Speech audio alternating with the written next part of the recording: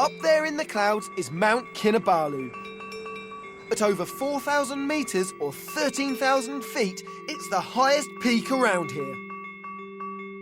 The locals call it the place of the dead, because that's where they believe their ancestors go when they die.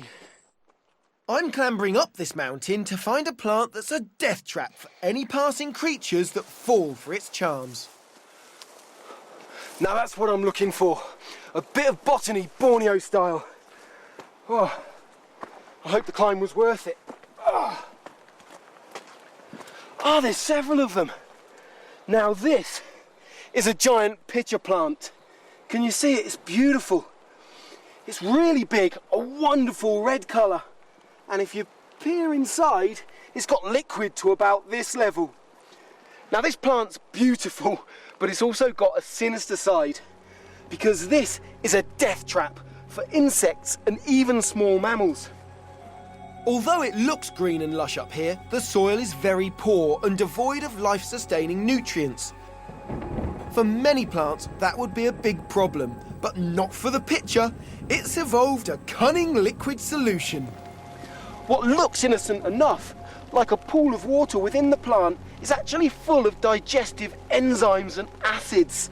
They're not exactly the same as what we've got, but similar to the kind of chemicals we have in our stomach and our intestines to digest our food. Now this plant does it on the outside. Any passing insect that falls into the plant will find it impossible to climb out again, and will slowly be digested by the corrosive broth inside. The biggest examples can hold 3.5 litres of liquid, and they don't just digest insects. If you have an inquisitive mouse that's daft enough to fall in there, it'll digest that too. When this plant catches prey, it's actually the wriggling of the prey and the struggling as it tries to climb up the surface which triggers the pitcher plant to release enzymes to digest whatever's just fallen in. Now, I wouldn't fancy being stuck in there, but that's one smart eating machine. The joy of my job is that sometimes you find something without even knowing you were looking for it. Oh man. Oh yes, this is so cool. Look at that, it's a stag beetle. Can you see this? It's got to be one of the most photogenic little creatures in the jungle. It's gorgeous.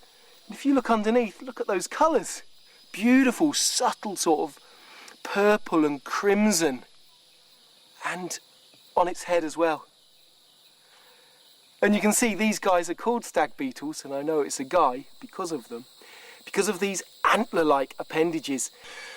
These mandibles or jaw parts here give the stag beetle its name because they look so much like antlers, and they're primarily used to fight other males. But the problem comes if you try picking one of these up, it can give you a very painful nip and can actually draw blood. Also, if like me you're handling it more or less properly down here, it's also got some nasty little barbs on its legs which stick into your fingers. They're a bit spiky. So if you happen to see one of these when you're trekking through the jungle and you want a photo, which is understandable, move yourself around the beetle. Don't even think about moving the beetle around you. It's not just the animal kingdom that can be weird, exotic and bad for your health here in Borneo. I've been tipped off about the rarest and wackiest plant you'll ever see. It's also one of the most evil-smelling plants in the world. Because it attracts some filthy company, I've been warned not to hang around it for too long. Now there we go, there we go.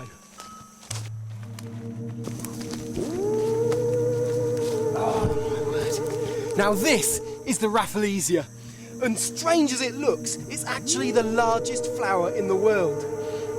You could be forgiven for thinking it isn't a flower at all. I mean, to me, it looks like some alien being has just dropped here. But it is strangely impressive. Look at that. It's almost impossible to describe. I'm lost for words. It's warty, it's completely unflower-like. These plants rot away within days of flowering and their natural habitat's in decline, so I'm really lucky to find this, I guess.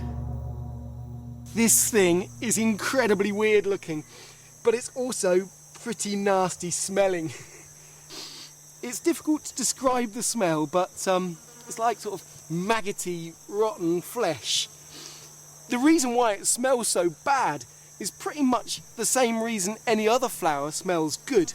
It's to attract pollinators. And if you're looking at roses or a colourful cottage garden, you think bumblebees or butterflies. But here, the pollinator is nowhere near as attractive. It's the latrine fly, and that name should give you a pretty good idea of what it likes to feed on: feces and rotten flesh. While the Rafflesia plant itself is no threat to us, the flies it attracts with its putrid smell are. If the bacteria and disease they carry get into your mouth and into your digestive system, you're going to get really sick. So, if you stumble upon one of these very rare plants, keep your mouth shut and set up your picnic elsewhere. Normally on these hunts for killer bugs, I'm the one having to keep a constant lookout against harm or infection. But I'm about to meet some close relatives whose number one threat could be me. So it's important I have a medical checkup before getting the all clear for my visit. Let me check how's your lungs, yeah? Okay. The reason why the doctor's listening to my chest is to make sure that I've got no infectious lung diseases, because some animals are very vulnerable to human illnesses, and we can't risk that if we're going to film them. All right, sir. Cool, so my heart's still beating and my lungs are still breathing, Yeah. Your lungs are very clear. Yeah. So that's it? That's about it. Yeah. Wonderful. Clean bill of health. And that's all very good news, because I can't wait to meet the staff and inhabitants of this very special clinic. As technology advances, it's easy to think that we're head and shoulders above the rest of the animal kingdom. But there's one creature that's guaranteed to bring you back down to earth. And one of the last places you can see them is right here in Borneo. This is an orangutan. And you can see it looks very human. The name literally means man of the forest, because in Malay, orang means man. It's got nothing to do with the orange colour. These two are just kids. They're only 5 years old, and you can see they're really enjoying playtime. But an adult male can weigh the same as me, around 200 pounds, 85 kilos. And they just look so human. And that's hardly surprising, because they share 97% of their genetic makeup with me or you. Hello. He wants my shirt. The shirt off my back. Can I have my shirt back, please? Thank you. They're strong as well. That had one hell of a grip. And I suppose they should, because, you know, if they can't grip properly, it could easily be the end of them. Sadly, orangutan populations in the wild have crashed over recent decades, largely due to loss of habitat to palm oil plantations, logging and human expansion. And that's a tragedy when you consider how intelligent these creatures are. In the wild, they're known to use tools as umbrellas, to catch insects, or as a fly swat. Whee! And it wasn't that long ago that tool use was supposed to be an exclusively human attribute. The 60 to 80 orangutans here were found sick in the wild or were illegally captured and kept as pets. They've become very rare, so it's especially important that they're kept safe and in good health. But the greatest threat to that is, you guessed it, us. Who's this little girl? Okay, this is Chinta. She is 2 years old. Yeah. Oh, and we are going to do the routine medical checkup today. Uh-huh. Yeah, okay. So, yeah, let's start, baby, come. Vet Cecilia Bocklin is on a constant lookout for diseases her babies can catch from us.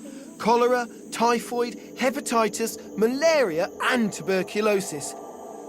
Even after my checkup, I'm under strict orders not to touch them. What are you checking for there? Now we routinely do our TB testing once a year. So we make sure that they're all clear of tuberculosis. Okay, I'm actually hearing the lung sound, the breathing sound basically, to check if it's normal or if there's fluid in the lungs. I will be worried about that. Sure. Yeah, so she's clear. Okay, you're good.